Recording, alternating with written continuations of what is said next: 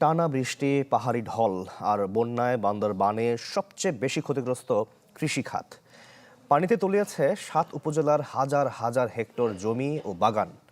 বছরের একমাত্র ফসল হারিয়ে এখন দিশেহারা অনেক কৃষক। ইয়াসিনুল হাকিমের পাঠানো তথ্যচিত্রে দেখুন ডেস্ক রিপোর্ট।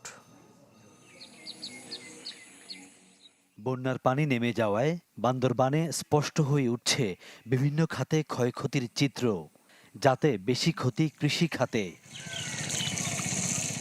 জেলা সদর লামা, আলীকদম, নাইক্ষ্যংছড়ি, রুমা, থানচি ও রোয়াংছড়ি উপজেলার বিস্তীর্ণ কৃষিজমি, সবজি ক্ষেত ও ফলের বাগান পানিতে তলিয়ে নষ্ট হয়েছে।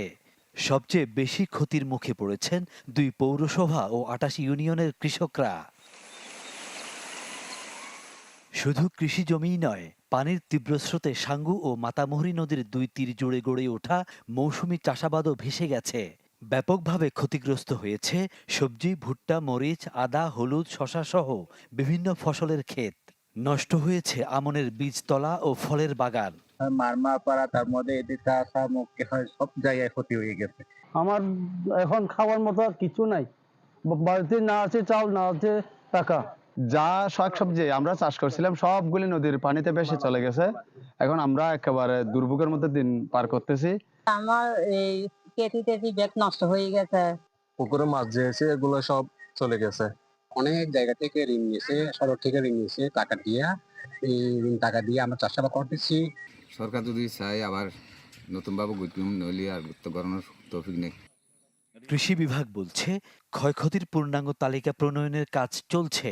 একই সঙ্গে ক্ষতিগ্রস্ত কৃষকদের পুনর্বাসন ও উৎপাদন স্বাভাবিক করতে দেয়া হচ্ছে সহায়তা। ক্ষতিগ্রস্ত কৃষকদেরকে পুনর্বাসনের জন্য বা ক্ষতি পুষিয়ে নেওয়ার জন্য আমাদের ইমিডিয়েট কর্মসূচি এটা চলমান আছে। বিশেষ করে আমনের বীজতলা আমরা করছি সরকারিভাবে। সেটা আরেকটা হলো যে যাদের কাছে বীজ আছে তাদেরকে আমরা ইমিডিয়েট বীজতলা করার জন্য পরামর্শ দিচ্ছি।